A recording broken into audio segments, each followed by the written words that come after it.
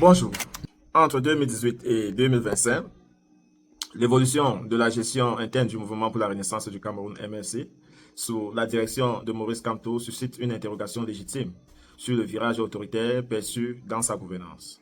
En 2018, Kamto défendait une ligne ouverte où les démissions étaient présentées comme des choix individuels et où aucune exclusion disciplinaire ne semblait officiellement appliquée.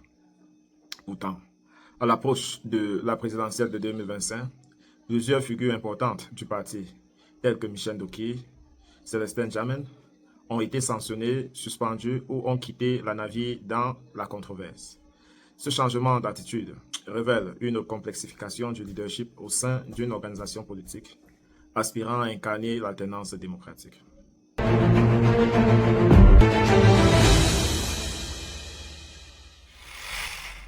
Non, ces propos sont dangereux. On va aller suivre une autre vidéo.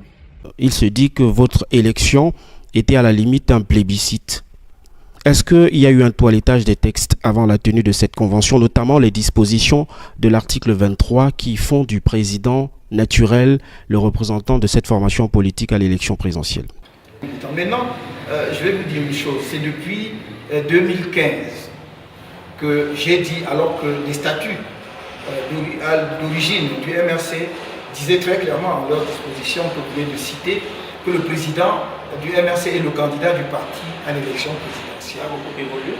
Si, ça a changé, puisque dès 2015, j'ai dit que j'ai soumis au directoire une demande expresse à cet égard pour dire qu'il faut une dérogation à cette disposition disant que le président en exercice du MRC soumet sa candidature à concurrence pour la désignation du candidat à l'élection présidentielle.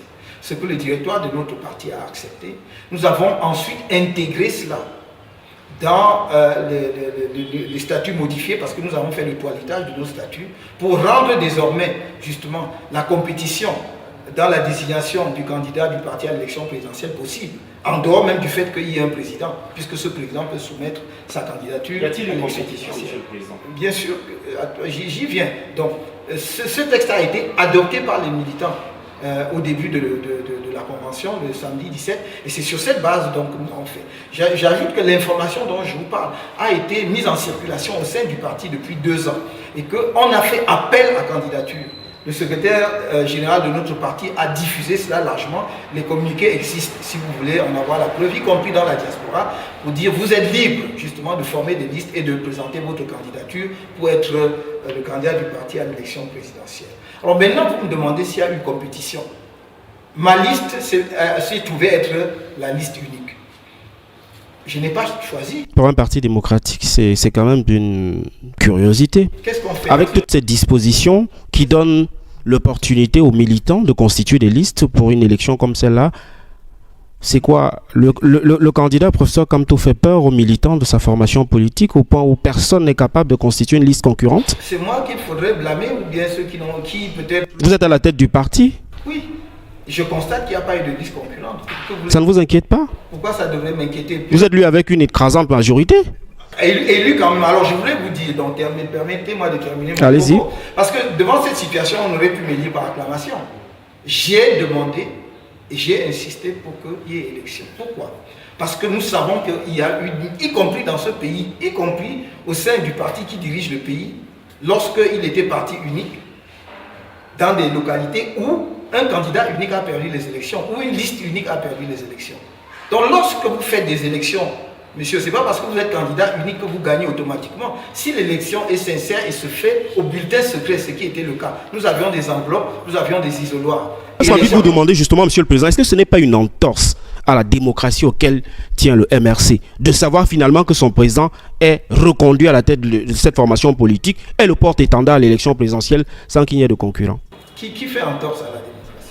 Je vous repose la question, monsieur le président. Donc vous me posez, vous dites, est-ce que ce n'est pas une entorse? Je voulais savoir... C'est une question. Vous êtes à la tête du parti. Si j'ai fait entorse, parce que dites si la question s'adresse à moi, ou si c'est l'entorse des militants, ou si c'est l'entorse... Je vous pose cette question parce que tout à l'heure, et c'était justement à dessein, lorsqu'on parlait de la majorité à la limite obèse et soviétique du Rassemblement démocratique du peuple camerounais au sein du Sénat, vous avez semblé vous offusquer, mais vous ne vous offusquez pas de constater que vous êtes élu sans concurrent. C'est pas la même chose. Parce que là où le RDPC arrive à obtenir des majorités obèses, il n'est pas seul. Il est face à d'autres concurrents et ce n'est pas la fraude qu'il obtient. On ne vous a pas dit qu'il y avait une liste concurrente à la mienne et on l'a retirée. On ne vous a pas dit qu'il y avait une liste concurrente à la mienne et il y a eu des tricheries. On ne vous a pas dit qu'il y avait une liste concurrente à la mienne et on a procédé par plébiscite.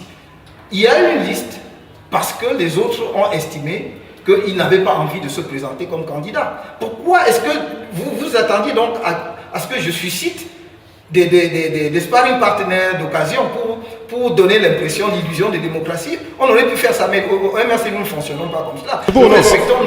Très bien. Je vous relance sur cette question, Monsieur le Président. Alors que vous tenez cette merveilleuse convention et que vous êtes porté à la tête de votre formation politique, vous avez un militant de la première heure qui décide de claquer les portes du MRC. Je parle de Franck Hubert Ateba, que vous connaissez certainement bien. Vous savez ce qu'il a dit de votre formation politique? Alors, je vais vous transmettre fidèlement ses propos, rapportés d'ailleurs par le journal Mutation le 16 avril 2018. Il parlant de votre formation politique, d'une formation politique qui fait l'objet d'une gestion clanique, opaque et paternaliste. Est-ce que cela n'était pas suffisant pour que l'on comprenne que vous soyez seul candidat à cette élection? Donc, parce que vous donnez plus de crédit aux propos de quelqu'un qui est membre fondateur de votre parti politique. Qu'est-ce que ça veut dire membre fondateur?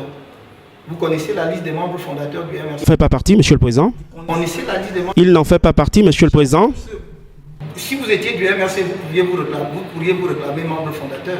Mais il a occupé des postes importants au sein de votre formation politique. Donc, ces propos m'amènent à vous relancer sur cette question. Vous avez fait de lui justement le secrétaire adjoint de votre formation politique. Il n'était pas secrétaire adjoint. Il n'était pas secrétaire général adjoint chargé de la prospective. Il n'a jamais été secrétaire général. Il était secrétaire national adjoint chargé de l'inspection. Très bien. Voilà le titre exact, la fonction exacte. Donc c'était un cadre du parti. C'était un cadre du parti. Ces propos... Demandez, et je vais répondre à votre question. Demandez à ce monsieur, puisque vous relayez ses propos, combien de fois il a assisté aux réunions du directoire du parti? En 5 ans, combien? Depuis la création du parti. Je ferme cette parenthèse, je réponds à votre question. Gestion, planique, opaque et je ne sais plus quoi. Il y a paternaliste. Paternaliste. Bah, il faudrait que... Paternaliste, il faudrait que j'ai une autorité paternelle hors pair. Dans un parti où il y a des camarades qui sont beaucoup plus âgés que moi, qui ont plus de 70 ans, que je sois à ce point paternaliste sur eux qu'ils se couchent. Eux qui ont des enfants, des petits-enfants et derrière-petits-enfants. Non, il faut respecter les uns et les autres. Je crois qu'on peut être en désaccord avec un parti politique, s'en aller comme la personne dont vous parlez et d'autres personnes qui sont parties du MRC. Et nous respectons leur choix. Le MRC, nous avons la particularité de dire au MRC que nous n'excluons personne. Vous voyez donc que c'est cette personne qui décide enfin de dire qu'elle démissionne. Elle n'est pas la seule. Vous en connaissez d'autres. Donc nous respectons son choix. Mais qu'il respecte les militants du MRC. Quand on dit gestion opaque, qu'est-ce que c'est qu'une gestion opaque? Je vais vous dire. Ce monsieur, cette personne dont vous parlez, fait partie d'un groupe qui a la naissance de notre parti. Parce qu'il n'y croyait pas, cher monsieur. M'ont rendu la vie impossible ici avec 2 questions. La première, c'était à qui appartient le siège? À qui appartient le siège? Est-ce qu'on loue, est-ce qu'on a acheté? Et la question que j'ai posée un jour était, pendant que vous tenez vos réunions ici, est-ce que quelqu'un est jamais venu vous déranger pour demander un loyer? Non. Quel est donc le problème? La deuxième chose, parce qu'il persistait, je commets une commission présidée par un de nos camarades qui était chef traditionnel venant de l'Est, pour qu'il les réunisse, parce que je le considère comme un sage au sein du parti, donc qu'il les réunisse et qu'il leur demande exactement quel est le problème. Et le rapport qu'il me donne est ahurissant. C'est que les camarades me disent de déposer sur la table ce que j'ai dans la poche pour faire fonctionner le MRC, pour qu'on sache si on va tenir 6 mois ou pas. Ce sont des camarades qui croyaient à l'avenir du parti, ça. Mais en désespoir de cause, parce qu'ils ont vu que le parti a tenu et est devenu ce qu'il est devenu, un parti national, une machine, embrassée par les Camerounais de toutes les régions du pays, en dépit et en désespoir de cause, il vient trouver les médias pour dire qu'il démissionne. Quelle est la gestion opaque? Lorsque nous disons exactement ce que nous recevons, le MRC est un parti qui compte sur ses militants. Et croyez-moi, cher monsieur... Cette défection ne vous inquiète pas, visiblement. Je vais prendre un autre cas. Celui... Il est nécessaire de comprendre ce tournant à la lumière de plusieurs facteurs. D'abord, toute organisation politique qui gagne en visibilité et en poids électoral est confrontée à des tensions internes, rivalités, ambitions personnelles, divergences stratégiques, ce que certains interprètent comme une dérive autoritaire pourrait aussi être une volonté de discipliner les rangs pour renforcer la cohésion face à un environnement politique hostile et répressif. Kamto, ayant été emprisonné entre 2019 pour avoir revendiqué sa victoire à la présidentielle, a sans doute durci sa position pour éviter les fractures internes exploitables par le régime. Cependant, cela ne suffit pas à absoudre certaines pratiques perçues comme contraires aux principes démocratiques promus par le MRC. L'absence de candidature concurrente à la dernière convention, les critiques d'une gestion planique et paternaliste, ou encore la mise à l'écart des voix dissidents révèlent un malaise. L'argument que personne ne s'est présenté masque mal une forme d'intimidation symbolique où le chef devient inattaquable, non par respect démocratique, mais par crainte de marginalisation. Cela pose la question du paradoxe d'une opposition qui réclame démocratie au sommet de l'État, mais peine à faire un principe de gouvernance interne. Si cette contradiction n'est pas propre au MRC, elle est fréquente dans de nombreux partis africains. Elle est particulièrement sensible ici, car elle entame la crédibilité morale de Kamto dans son combat contre le régime Paul Biya.